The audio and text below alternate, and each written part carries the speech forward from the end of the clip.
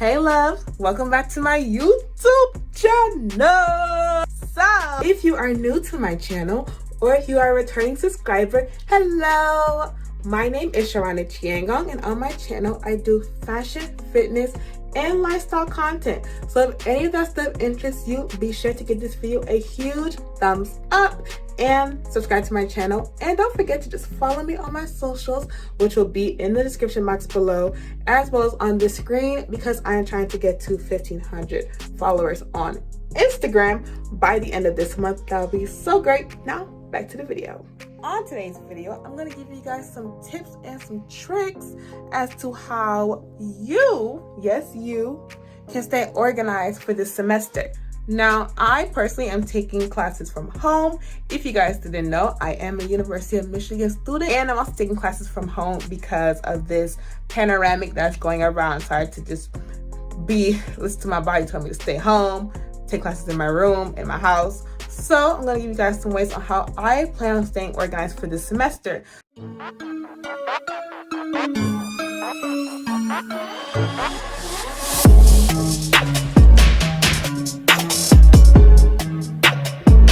So the first thing that I do when I wake up to help me stay organized in the morning is I make sure that I drink water. So this is what I drink right here. So I drink water because it really does help me like stay awake throughout my classes, because sometimes y'all, I just don't feel like having all this energy to wake up and go to class and this and that and this and that. But what I do is I do drink water every single morning because it helps me, gets me all geared up. So that's tip number one.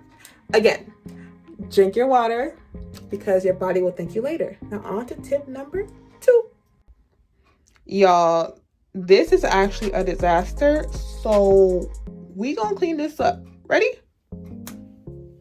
Much better. Another tip that you can do when it comes to staying organized while taking classes at home is to make sure that you have a space where you can do your work. Now, I have 4 other siblings, so it does get a little bit hectic, but that is why I tend to take classes in my room, because it is quiet, I can focus, and I don't have to worry about any other distractions because they're also taking classes. So make sure that you find a place where you can do your homework. The next thing that I recommend is to plan out your day. Plan out every hour, every class you have to take.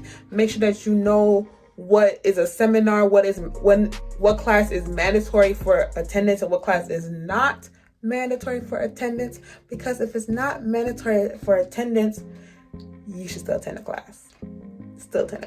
But that's what I use. I use a variety of different type of planners, you guys. Like, I have so many. Let me show you guys what I mean. So this is the first planner that I used. I have to fill it in, but for this planner, since I have 3 different types of planners, this planner is just for each day. So each day is not marked, y'all, but each day I'm going to fill out exactly what assignments I need to do, what is due, and when it needs to be done by. Now, when it comes to completing your tasks, make sure you give yourself some time in advance to complete your assignments, and don't just say that if an assignment or an exam is like on the Thursday, make sure you put like a week before so that you guys know, you guys can stay organized. Another plan that I use is my good old Google Calendar.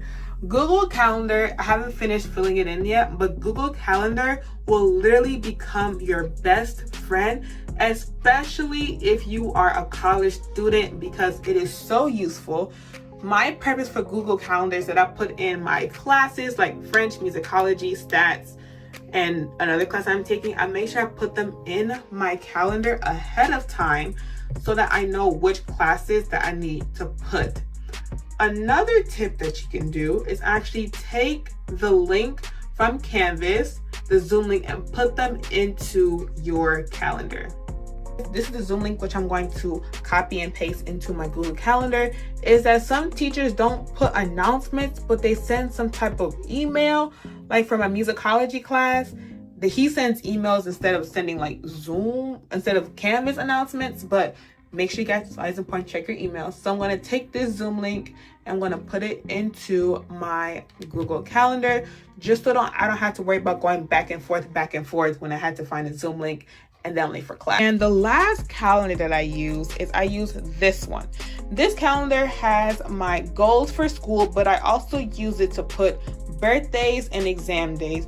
As you can see, by the grace of God, there's no exams in the month of January, because sometimes these teachers be tripping, but there's no exams. So once exams do start, I make sure that I put those dates in this calendar, not in my Google Calendar.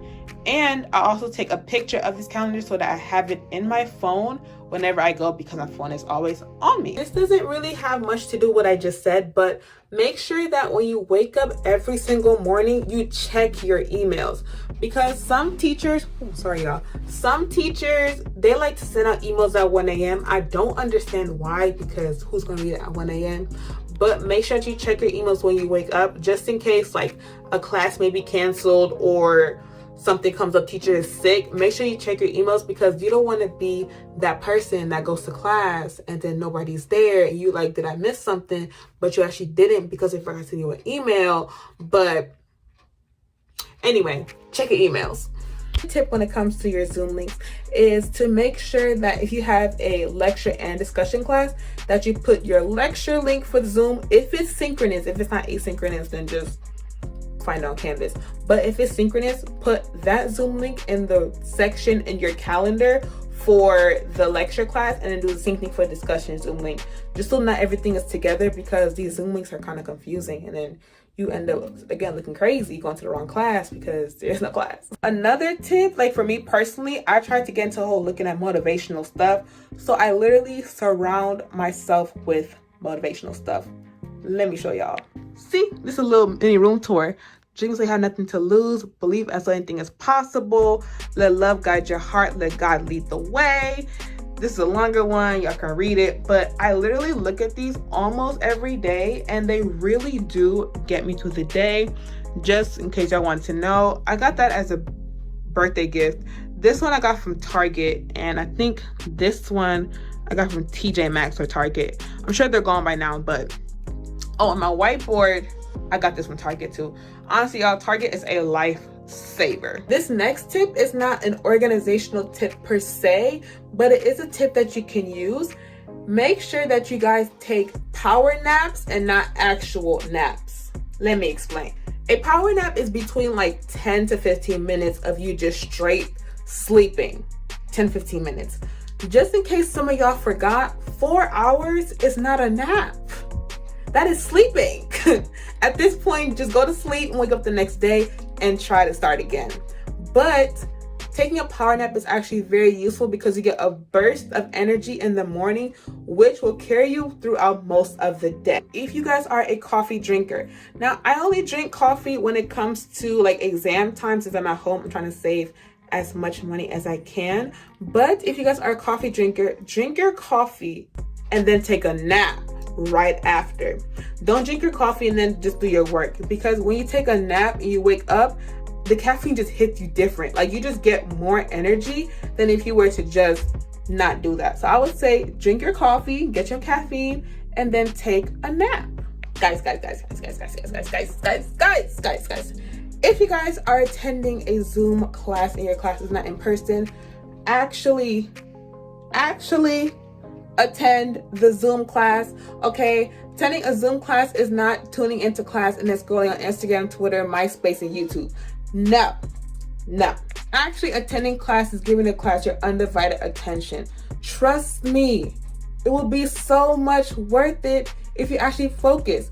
If that means giving your phone to your sister or your mother, or just hiding it from yourself the night before, do what you need to do. But guys, actually attend the class, because we're trying to pass in this panty.